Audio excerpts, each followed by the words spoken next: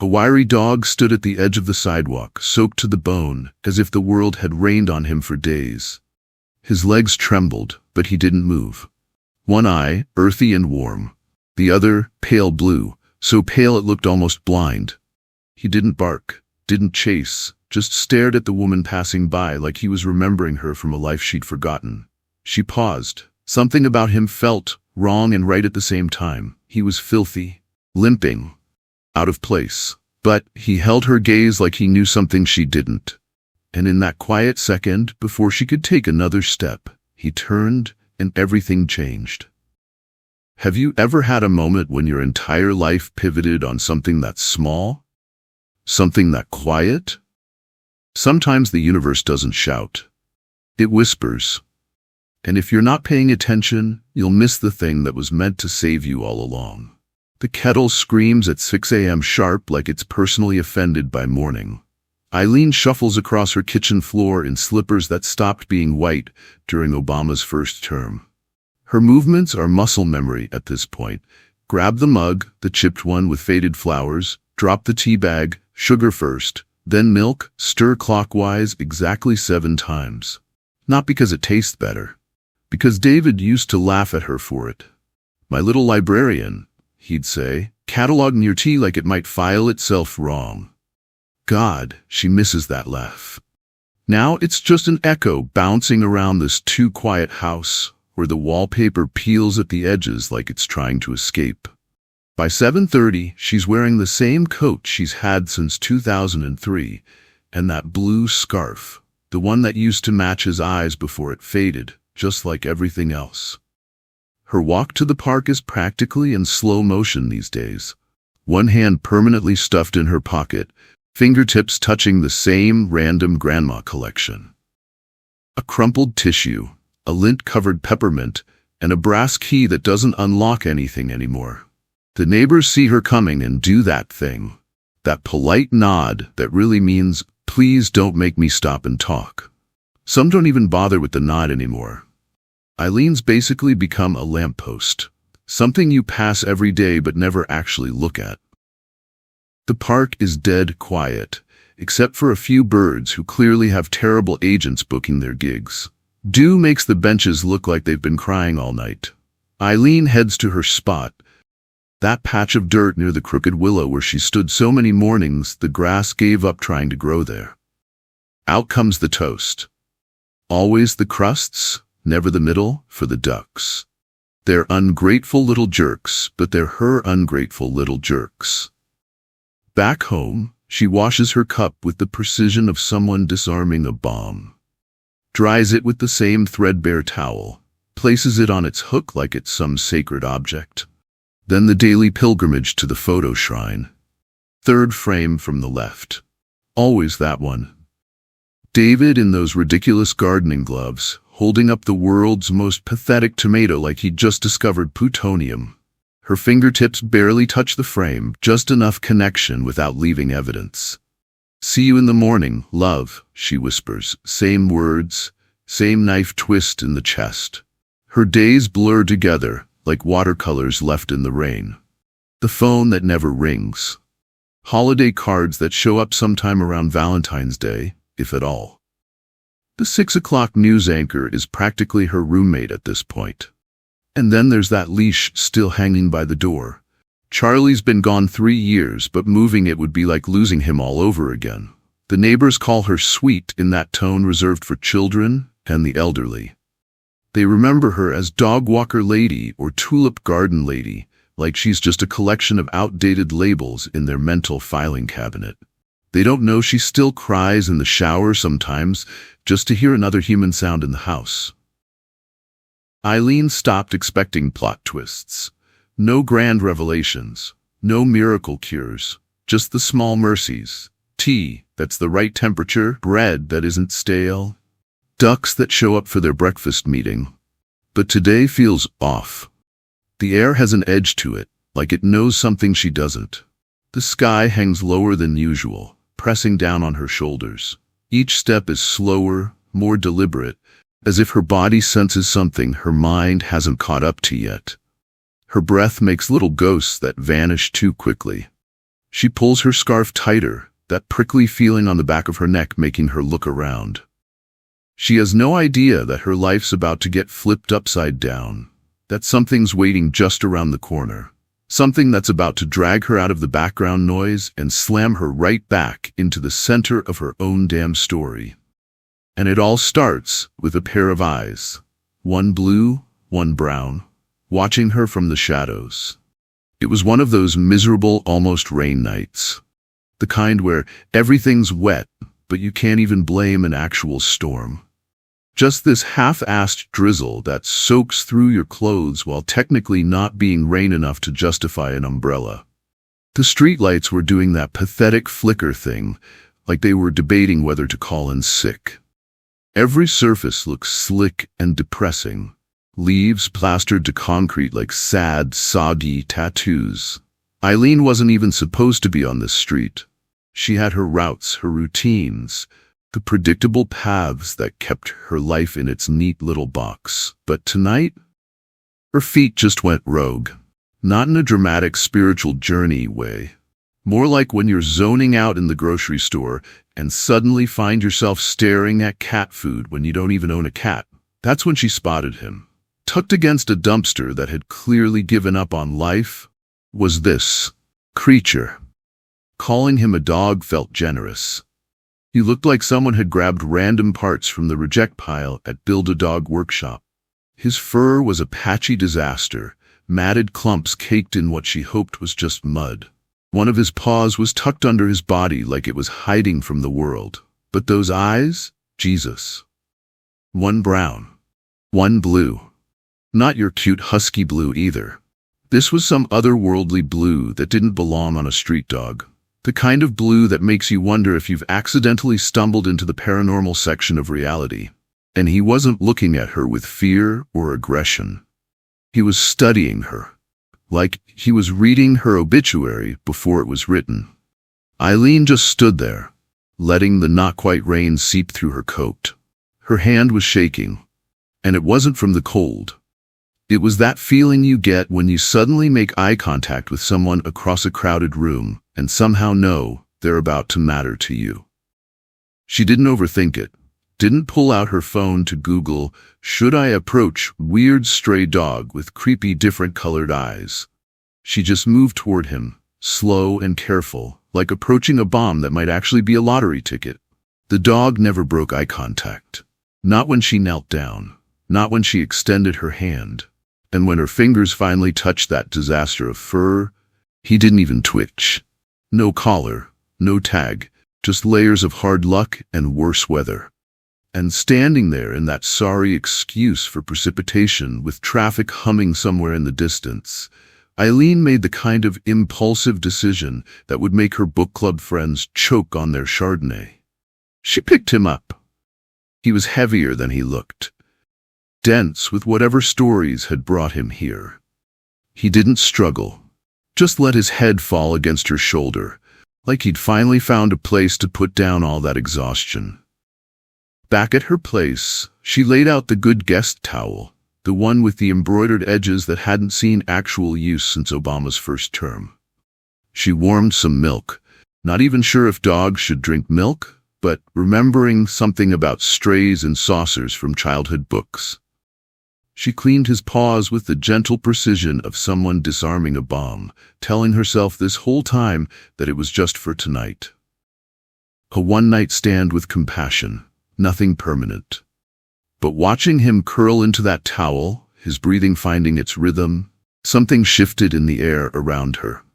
The silence in her house changed textures. It wasn't empty anymore. It was occupied. The difference between an abandoned building and one where someone's just being really quiet. She sat there as darkness completed its takeover of the room. That weird blue eye cracked open once, binding her in the shadows, and something clicked into place inside her chest. Not happiness exactly, more like alignment, like a joint that had been out of socket for years suddenly popping back where it belonged. Without overthinking it, she called him Chance. Not after Charlie. That would be weird, like naming your second kid after your first one who moved away. but because this whole situation felt random and unlikely and strangely important all at once. He didn't do any of that movie dog stuff, no tail wagging or face licking or placing his paw meaningfully on her hand. He just existed, completely, like he was teaching a master class in being present. Later, when normal people were asleep and the clock was ticking away the hours that insomniacs count like sheep, she ended up on the couch beside him. He shifted closer, resting his head by her feet. He let out this sigh that sounded so human it was almost rude, like he was commenting on how long it had taken her to figure something out. She looked down at him, vision a little blurry, voice barely audible even to herself. "You found me, didn't you?"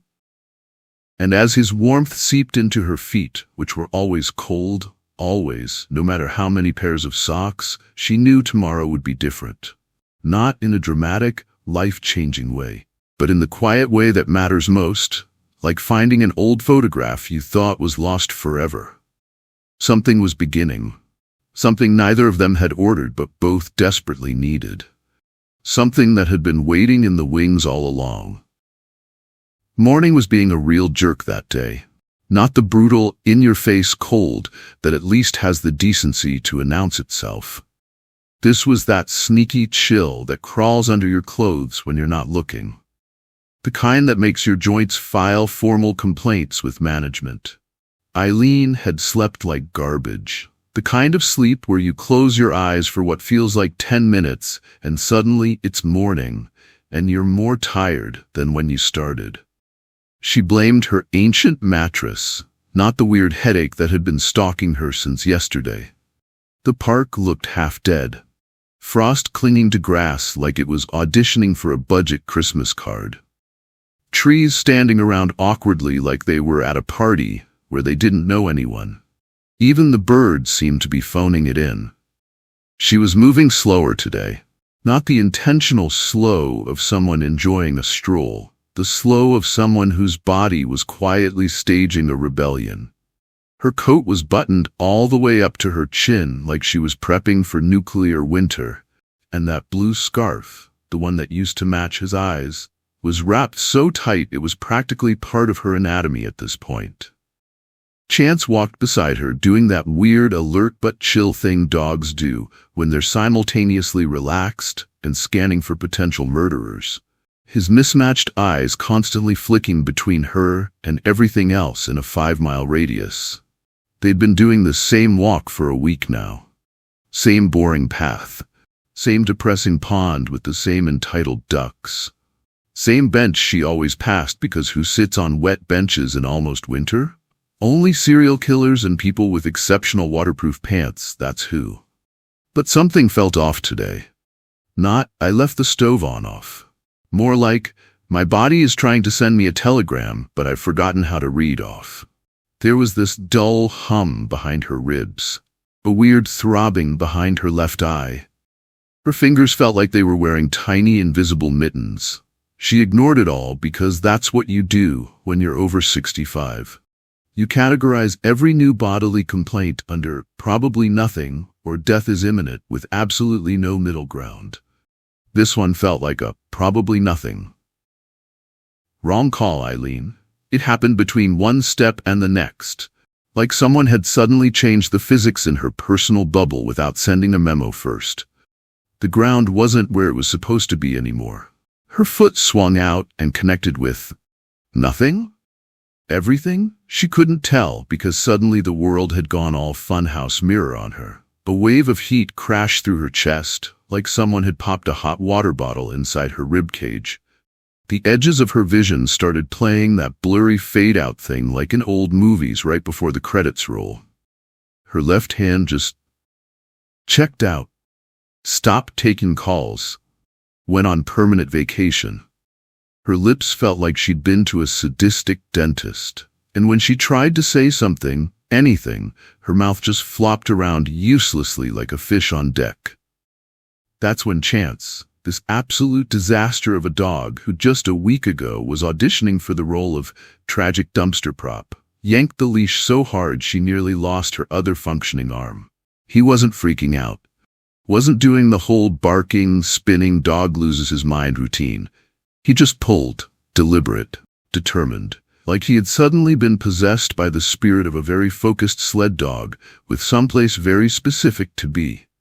And the place was that bench, the one she always ignored because, again, wet bench. Her brain wasn't exactly filing paperwork efficiently at this point, but her feet got the memo. Half stumbling, half being towed by 20 pounds of extremely motivated mutt, she somehow collapsed onto that bench just as her knees submitted their formal resignation. Then, because the universe occasionally takes a break from being a complete jerk, some jogger materialized.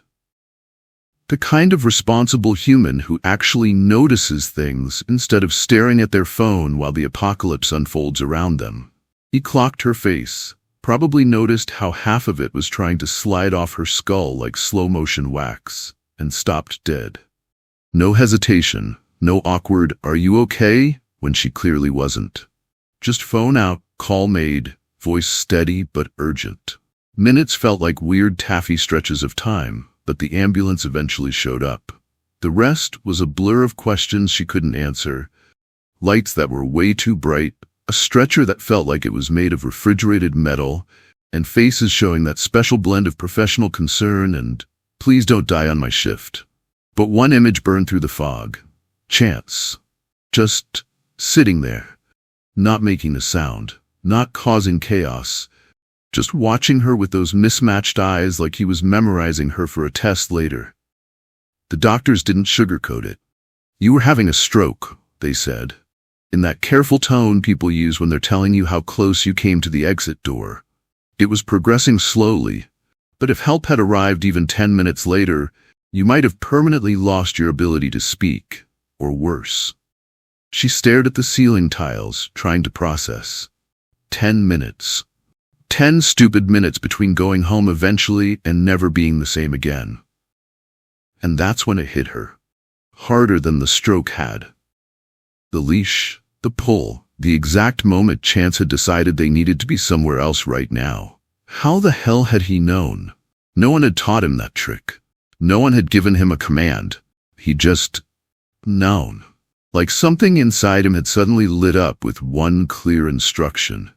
Get her to that bench, or else. And maybe that was it. Maybe there was some weird invisible thread connecting them that science couldn't explain. Maybe he'd heard something in her body that medical equipment would have caught too late. Maybe this strange broken dog, the one with the weird eyes that everyone else had walked past, had been waiting his whole life. Not just for someone to take him home, but for this exact moment. To save the person who saved him. To be the miracle neither of them saw coming. Hospitals smell like fear wrapped in bleach. Time goes weird there, stretching like gum stuck to your shoe. No sunrise, no sunset, just fluorescent lights that never shut up, and machines beeping the soundtrack to your worst days. Eileen doesn't remember the first 72 hours after her stroke. Just flashes. Snapshots from a vacation nobody wanted to take. Her left arm, suddenly a stranger. Her mouth, a traitor. Her brain sending signals to a body that had stopped checking its messages. But she remembers the eyes, one blue, one brown. Always there, always watching. Chance, not whining, not pacing. Not losing his shit like most animals would in a hospital. Just present. Like he'd been promoted from random stray to guardian and was taking the job deadly serious. He didn't budge. The nurses tried to enforce the no pets rule for about 5 minutes before surrendering. They started calling him Dr. Dog behind his back. Not because he had fancy training or a service vest.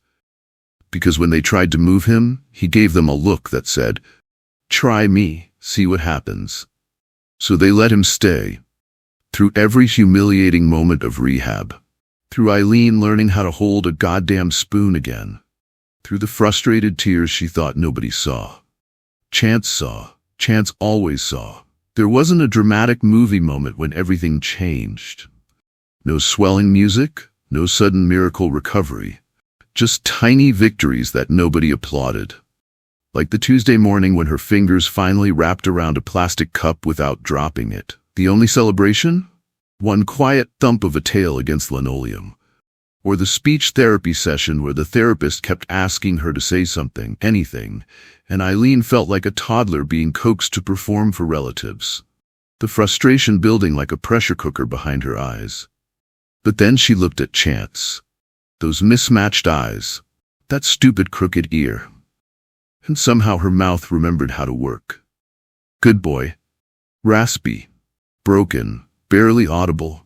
But Chance's ears shot up like she'd just announced free bacon for life. His tail went ballistic. And suddenly the room wasn't a place of failure anymore. It was somewhere she could come back from. Recovery isn't pretty.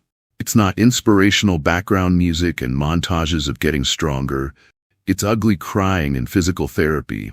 It's the humiliation of needing help to use the bathroom. It's wondering if this half version of yourself is all you get to keep.